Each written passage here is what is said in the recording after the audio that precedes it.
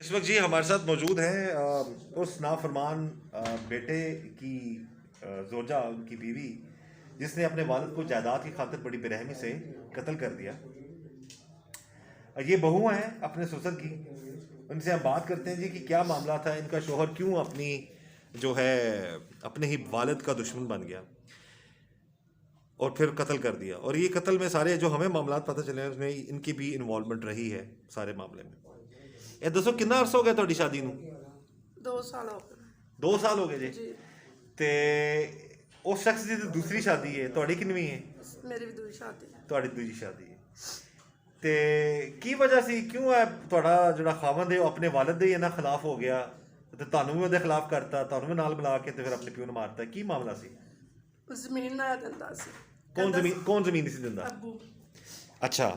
ਇਹ ਕਹਿੰਦਾ ਸੀ ਮੈਂ ਮਿਹਨਤ ਕਰਨਾ, ਕੱਲਾ ਦਾ ਕੱਲਾ ਮੈਨੂੰ ਦੇ, ਮੈਂ ਇੱਥੇ ਘਰ ਬਹਿ ਕੇ ਕਮਾ ਕੇ ਖਾਵਾਂ। ਤੇ ਵਾਲਿਦ ਸਾਹਿਬ ਕੀ ਕਹਿੰਦੇ ਹੈ? ਉਹ ਕਹਿੰਦਾ ਸੀ ਕਮਾ ਕੇ ਖਾ, ਮਿਹਨਤ ਕਰ। ਹਾਂ ਮਿਹਨਤ ਕਰ, ਹੋਰ ਤੇ ਕੋਈ ਜ਼ੁਲਮ ਤੇ ਨਹੀਂ ਸੀ ਕਰਦਾ ਵਾਲਿਦ? ਦਵਾਈ ਇਹਦੀ ਮੈਂ ਲੈ ਕੇ ਦੇਵਾਂ, ਟਾਕੀ ਕੱਪੜਾ ਵੀ ਲੈ ਕੇ ਦੇਵਾਂ, ਦਾ ਰੋਟੀ ਤੂੰ ਪੂਰੀ ਕਰਨੀ ਇਹਦੀ, ਦਾਣੇ ਹੁੰਦੇ ਸੀ ਉਹ ਵੀ ਨਾ ਦਿੰਦਾ ਇਹਨੂੰ। ਨਹੀਂ ਤੁਸੀਂ ਰਹਿੰਦੇ ਕਿਤੇ ਕੋਲ ਸੋ? ਸਸੁਰ ਦੇ ਕੋਲ ਰਹਿੰਦੇ ਸੋ? ਰਹਿੰਦੇ ਸੀ ਨਾ, ਅੱਗੇ ਸਾਲ ਪੂਰਾ ਇਹਦੇ ਪਿੱਖੀ ਰਿਹਾ। ਅੱਛਾ। ਪਿੱਖੀ ਉੱਥੇ ਕੇਸ ਕੀਤਾ ਸੀ, ਉਹ ਤਾਂ ਚਲੇ ਗਿਆ ਸੀ ਉੱਥੇ ਆਪਣੇ ਤੇ ਜੁੱਤੀ ਕੱਪੜੇ। ਕਿੰਨੀ ਜਾਇਦਾਦ ਸੀ ਤੁਹਾਡੇ ਸਸੁਰ ਦੀ?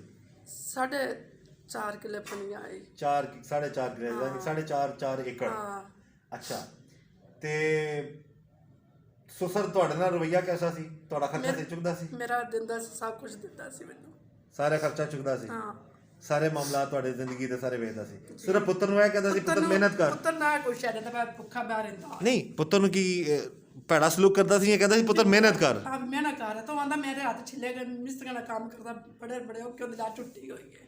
ਨਹੀਂ, ਉਹਦਾ ਇਹ ਤਾਂ ਮਤਲਬ ਤੇ ਨਹੀਂ ਕਿ ਕੋਈ ਅਗਰ ਵਾਲਿਦ ਕਿਸੇ ਬੱਚੇ ਨੂੰ ਕਹੇ ਕਿ ਪੁੱਤਰ ਮਿਹਨਤ ਕਰ, ਠੀਕ ਹੈ, ਤੇ ਉਹਦਾ ਇਹ ਮਤਲਬ ਤੇ ਨਹੀਂ ਕਿ ਕੋਈ ਬੱਚਾ ਉੱਠ ਕੇ ਆਪਣੇ ਵਾਲਿਦ ਨੂੰ ਖੁਦਾ ਨਾ ਖਾਸਾ ਮਾਰ ਦੇ। ਪਾਇਆ ਤਾਂ ਮਕਾਨ ਆਇਆ ਠੀਕ, ਥੱਲੇ ਮੱਚਾ ਵੱਜਦੀਆਂ ਸੀ, ਉਹਦੇ 'ਚ ਮੈਂ ਰਹਿੰਦੀ ਰਹੀ ਹਾਂ। ਮੈਂ ਕੋਈ ਤੁਹਾਨੂੰ ਕਿੰਨਾ ਅਰਸਾ ਹੋ ਗਿਆ ਆਪਣੇ ਸਸੁਰ ਦੇ ਕੋਲ ਰਹਿੰਦੇ ਆ? ਸਾਲ ਤੇ ਮੈਂ ਲਾਂਭੇ ਰਹੀ ਹਾਂ, ਸਾਲ ਵੀ ਇੱਥੇ ਹੋ ਗਏ ਮੈਨੂੰ। ਅੱਛਾ। ਤੇ ਬੇਟਾ ਵੀ ਆਉਂਦਾ ਜਾਂਦਾ ਸੀ? ਉੱਥੇ ਹੀ ਆਉਂਦੇ ਸੋ ਨਾ? ਤੁਹਾਨੂੰ ਖਰਚਾ ਪਾਣੀ ਤੁਹਾਡਾ ਵਾਸਤੇ, ਤੁਹਾਡਾ ਆਪਣਾ ਖਾਣਾ ਪੀਣਾ ਕੱਪੜੇ ਸਭ ਹੋ ਗਏ 6 ਮਹੀਨੇ ਹੋ ਗਏ ਮੈਨੂੰ ਇੱਥੇ ਲੈਂਦੇ ਨੇ ਬਸ ਚਾਚੇ ਕੋਲੋਂ। ਸ਼ੁਰੂ ਤੋਂ ਮੈਨੂੰ ਜਾਂਦਾ ਆਪ ਕਮਾ ਕੇ ਖਵਾਇਆ ਸੀ ਮੈਨੂੰ, ਜੁੱਤੀ ਕੱਪੜਾ ਹਰ ਚੀਜ਼ ਦਿੰਦਾ ਰਿਹਾ। ਹਾਂ। ਮਾਰ ਹੋ ਗਈ ਤੇ ਫਿਰ ਚਾਚੇ ਮੈਨੂੰ ਲੈ ਆਂਦਾ ਇੱਥੇ। ਅੱਛਾ। ਤੇ ਫਿਰ ਕਿਉਂ ਕਦੋਂ ਫਿਰ ਸੋਚ ਲਿਆ ਕਿ ਇਹਨੂੰ ਮਾਰ ਦੇਣਾ, ਵਾਲਿਦ ਨੂੰ ਮਾਰ ਦੇਣਾ ਤੇ ਆਪਣੇ ਸਸੁਰ ਨੂੰ ਮਾਰ ਦੇਣਾ? ਕਦੋਂ ਸੋਚ ਲਿਆ ਸੀ ਤੁਸੀਂ? ਤੁਹਾਡਾ ਸਸੁਰ ਤੁਹਾਡਾ ਖਿਆਲ ਰੱਖਦਾ ਸੀ ਨਾ? ਤੁਹਾਨੂੰ ਧੀ ਸਮਝਦਾ ਸੀ ਆਪਣਾ? ਧੀ ਕਹਿੰਦਾ ਵੀ ਸੀ, ਧੀਆਂ ਜਿਹਾ ਸਲੂਕ ਵੀ ਕਰਦਾ ਸੀ, ਤੇ ਫਿਰ ਉਹ ਸਸੁਰ ਤੇ ਰਹਿਮ ਨਹੀਂ ਆਇਆ ਤੁਹਾਨੂੰ? ਜ਼ਹਿਰ ਵਾਲਾ ਕੀ ਮਾਮਲਾ ਹੈ? ਮੈਨੂੰ ਉਦੋਂ ਦੱਸਿਆ ਕਦੋਂ ਨੇ, ਸਾਨੂੰ ਪਤਾ ਲੱਗਾ ਮੂਲੀ ਵਾਲੀਆਂ ਰੋਟੀਆਂ 'ਚ ਕੋਈ ਜ਼ਹਿਰ ਸ਼ਰ ਮਿਲਾਇਆ ਗਿਆ, ਕੀ ਮਾਮਲਾ ਸੀ ਉਹ ਦੱਸੋ? ਮੂਲੀ ਰੋਟੀ ਪਕਾਈ ਸੀ। ਕਿੰਨੇ? ਮੈਂ ਪਕਾਈ ਮੂਲੀ। ਅੱਛਾ। ਫਿਰ ਕੀ ਹੋਇਆ? ਜ਼ਹਿਰ ਇਹਨੇ ਪਾਈ ਹੋਵੇ ਤੇ ਪਾਈ ਹੋਵੇ, ਮੈਂ ਅੱਛਾ। ਪਾਈ। ਅੱਛਾ, ਜ਼ਹਿਰ ਪਾਤਾ, ਫਿਰ ਕੀ ਹੋਇਆ ਉਸ ਤੋਂ ਬਾਅਦ? ਫਿਰ ਉਹਨੇ ਆ ਕੇ ਕੁੱਤਾ ਰੋਟੀ ਪਾਈ ਤੇ ਕੁੱਤਾ ਮਰ ਗਿਆ। ਕੁੱਤੇ ਨੂੰ ਰੋਟੀ ਪਾਈ ਤੇ ਕੁੱਤਾ ਹਾਂ ਮਰ ਗਿਆ। ਮਰ ਗਿਆ? ਹਾਂ। ਕੁੱਤੇ ਨੂੰ ਰੋਟੀ ਪਾਈ ਤੁਹਾਡੇ ਸਸੁਰ ਨੇ, ਆਪ ਨਹੀਂ ਖਾਧੀ? ਅੱਛਾ। ਫਿਰ ਤੇ ਤੁਹਾਨੂੰ ਪਤਾ ਲੱਗ ਗਿਆ ਕਿ ਜ਼ਹਿਰ ਮਿਲਾਇਆ ਗਿਆ, ਤੁਸੀਂ ਦੱਸਿਆ ਕਿਉਂ ਨਹੀਂ ਆਪਣੇ ਸਸੁਰ ਨੂੰ? ਪਤਾ ਹੋਣ ਲੱਗ ਗਿਆ ਸੀ। ਤੁਸੀਂ ਫਿਰ ਆਪਣੇ ਸਸੁਰ ਨੂੰ ਕਿਉਂ ਨਹੀਂ ਦੱਸਿਆ ਕਿ ਅੱਬਾ ਜੀ ਕਹਿੰਦੇ ਸੀ? ਕੀ ਕਹਿੰਦੇ ਸਸੁਰ? ਅੱਬੂ ਜੀ। ਹਾਂ, ਅੱਬੂ ਜੀ ਨੂੰ ਤੁਸੀਂ ਕਿਉਂ ਨਹੀਂ ਕਿਹਾ ਜੀ ਅੱਬੂ ਜੀ ਤੁਹਾਨੂੰ ਮਾਰਨ ਲਾਇਆ ਤੁਹਾਡਾ ਪੁੱਤਰ ਹੀ? ਨਹੀਂ ਦੱਸਿਆ ਤੁਸੀਂ? ਕਿਉਂ ਨਹੀਂ ਦੱਸਿਆ? ਹੁਣ ਪਤਾ ਲੱਗ ਗਿਆ ਸੀ। ਤੁਸੀਂ ਕਿਉਂ ਨਹੀਂ ਦੱਸਿਆ? ਤੁਹਾਨੂੰ ਕੀ ਕਿਹਾ ਤੁਹਾਡੇ ਖਾਵੰਦ ਨੇ? ਮੈਨੂੰ ਕੋਈ ਤੇ ਉਹਨੇ ਕੋਈ ਗੱਲ ਨਹੀਂ। ਨਹੀਂ, ਤੁਹਾਡਾ ਜਿਹੜਾ ਸ਼ੋਹਰ ਹੈ ਤੁਹਾਡਾ ਖਾਵੰਦ, ਉਹਨੇ ਕੀ ਕਿਹਾ ਸੀ ਤੁਹਾਨੂੰ ਕਿ ਨਾ ਦੱਸਿਓ ਵਾਲਿਦ ਨੂੰ? ਜੀ। ਹਾਂ, ਖੁੱਲ ਕੇ ਗੱਲ ਕਰੋ ਜਿਹੜੇ ਤੁਸੀਂ ਹਾਂ। ਤੇ ਉਸ ਤੋਂ ਬਾਅਦ ਫਿਰ ਕੀ ਹੋਇਆ? ਫਿਰ ਮਾਰ ਕੇ ਫਿਰ ਮੈਂ ਦੱਸਿਆ ਸੋ। ਕਿਸ ਤਰ੍ਹਾਂ ਮਾਰਿਆ ਨੇ? ਕਿਸ ਤਰ੍ਹਾਂ ਮਾਰਿਆ ਸਾਸੂ? ਇਹ ਤਾਂ ਉਹਨੂੰ ਪਤਾ ਨਾ ਕਿਵੇਂ ਮਾਰਿਆ, ਪਿਸਤੌਲ ਨਾਲ ਮਾਰਿਆ ਸੀ ਕਿਵੇਂ, ਉਹਨੂੰ ਪਤਾ, ਮੈਨੂੰ ਨਹੀਂ ਇਸ ਗੱਲ। ਪਿਸਤੌਲ ਤੇ ਮਾਰ ਕੇ ਆ ਕੇ ਦੱਸਿਆ ਤੁਹਾਨੂੰ? ਦੱਸਿਆ ਸੋ? ਆਪ ਵੀ ਕਿਸੇ ਥਾਣੇ ਵੀ ਗਿਆ ਸੀ। ਅੱਛਾ। ਉੱਥੇ ਦੱਸਿਆ ਸੋ। ਫਿਰ ਆ ਕੇ ਮੈਨੂੰ ਦੱਸਿਆ ਸੋ। ਮੈਂ ਕਿ ਅੱਬੂ ਨਹੀਂ ਅਜੇ ਤੱਕ ਆਇਆ, ਕਹਿੰਦਾ ਆ ਜਾਂਦਾ ਹੈ। ਮੈਂ ਬੜਾ ਚਿਰ ਘਾਟਾ ਡੀਕਦੀ, ਕੇ ਤੇ ਕਹਿੰਦਾ ਮੈਂ ਕਤਲ ਕਰ ਦਿੱਤਾ ਤੇਰੇ ਅੱਬੂ ਨੂੰ। ਅੱਛਾ। ਬਸ ਇੰਨੀ ਗੱਲ। ਇਹ ਗੱਲ ਸੀ ਬਸ? ਇੰਨੀ ਗੱਲ ਤਾਂ ਨਹੀਂ ਹੋਈ ਨਾ? ਉਹ ਸ਼ਖਸ ਤੁਹਾਨੂੰ ਆਪਣਾ ਧੀ ਸਮਝਦਾ ਸੀ ਤੇ ਤੁਸੀਂ ਉਹਨੂੰ ਹੀ ਜਿਹੜਾ ਵੇ ਨਾ, ਤੁਸੀਂ ਉਹਨੂੰ ਤੁਸੀਂ ਉਹ ਦੱਸਿਆ ਕਿ ਤੇਰਾ ਪੁੱਤਰ ਤੇਰੇ ਖਿਲਾਫ ਤੇ ਮਾਰਨ ਲਾ। ਜ਼ਹਿਰ ਵਾਲੇ ਮਾਮਲੇ 'ਚ ਵੀ ਤੁਸੀਂ ਜਿਹੜਾ ਉਹ ਕੁਦਰਤੀ ਤੌਰ ਤੇ ਕੁੱਤੇ ਨੂੰ ਪਾਤੀ, ਉਹ ਕੁੱਤਾ ਮਰ ਗਿਆ ਤੇ ਉਹ ਬੰਦਾ ਬਚ ਗਿਆ। ਤੁਸੀਂ ਫਿਰ ਪੁਲਿਸ ਨੂੰ ਕਿਉਂ ਨਹੀਂ ਦੱਸਿਆ? ये नाज़रीन आपको बता दूं, अगस्त का मामला है ये। अगस्त में बेटा अपने वालिद को कत्ल करता है और फिर पुलिस में आके रिपोर्ट कर देता है और फिर कहता है जी कि मेरे वालिद को कोई कत्ल कर गया है और पुलिस को गुमराह करता रहता है। और अब आके ये जनवरी में ये केस सॉल्व हुआ है कि इतना अरसा वो बिल्कुल फ्री रहा है और उसने अपने मुखालफिन के खिलाफ पर्चे करवाए।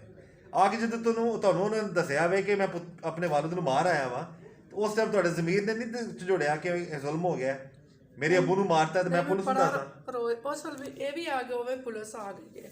ਇਹਨੇ ਮੈਨੂੰ ਦੱਸ ਦਿੱਤਾ, ਮੈਂ ਕਿਹਾ ਪੁਲਿਸ ਕੇਸ ਦੀ ਜਾਂਦਾ ਅੱਬੂ ਨੂੰ ਮੈਂ ਮਾਰ ਆਇਆ। ਹਾਂ, ਮੈਂ ਰੋਣ ਪਿੱਟਣ ਲੱਗ ਪਈ, ਸਾਰੇ ਪੁਲਿਸ ਵਾਲੇ ਉੱਥੇ ਸੀ। ਪੁਲਿਸ ਨੂੰ ਦੱਸਿਆ ਤੁਸੀਂ ਫਿਰ?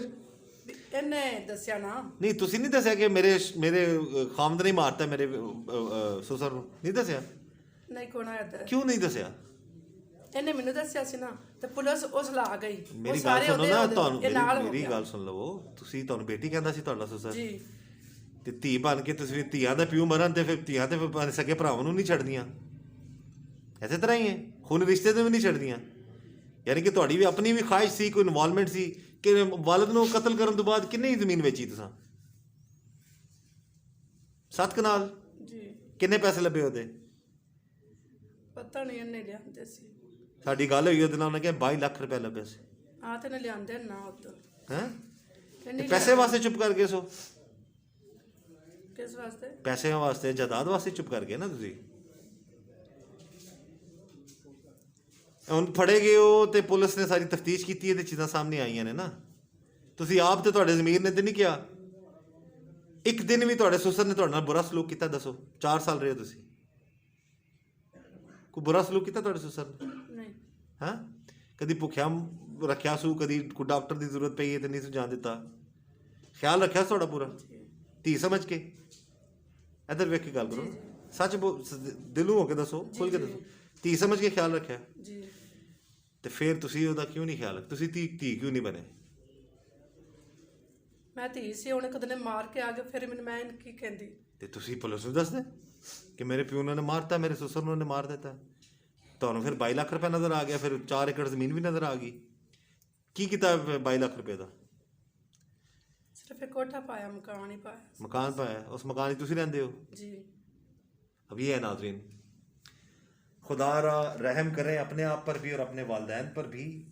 ये रुपया पैसा जायदाद सब कुछ यहीं रह जाना है। कितनी की ज़िंदगी है एक आम इंसान की, और ये भी इनकी भी पकड़ होगी। ये इनका केस क्लोज था, बिल्कुल टोटल केस क्लोज, बंद हो गया था, बंद फाइल होने लगी थी बिल्कुल। लेकिन DPO साहब के अहकामात पर और DSP साहब के अहकामात पर थाना भिक्की की टीम ने बर वक्त कार्रवाई की और असल कातिल जो है उनको सामने ले आए। लेकिन बुरे काम का बुरा नतीजा है जी, और पैसा रुपया जायदाद दुनिया भी बर्बाद की और अभी आखिरत भी इन्होंने तबाह कर दी। हम यही दुआ करेंगे अल्लाह ताला ऐसी नाफरमान औलाद से, नाफरमान बेटों से, बहुओं से अल्लाह ताला सबको बचाए। और जिन लोगों के वालिदैन हयात हैं, मैं यही गुजारिश करूँगा कि अपने वालिदैन का ख्याल रखें। अगर दुनिया और जो रिज्क आपकी किस्मत में लिख दिया गया है वो आपको मिलना ही मिलना है, चाहे आप सही तरीका अख्तियार करें चाहे गलत करें। ये अगर अपनी बात वालिद की खिदमत करता, ये अपने ससुर की खिदमत करती, वो खुश होके जायदाद इनके नाम कर देता, या जो भी खुदा ना खासा तिबी मौत अगर किसी की होती है जितनी उम्र है उसके बाद, तो ऑटोमेटिकली इनके पास आनी थी। इतना सब्र नहीं किया इन्होंने मिल के उसको कत्ल करके उसकी जायदाद पे कब्जा किया। और ये कत्ल और जुल्म और जुल्म कभी छुपता नहीं है, सामने आ गया।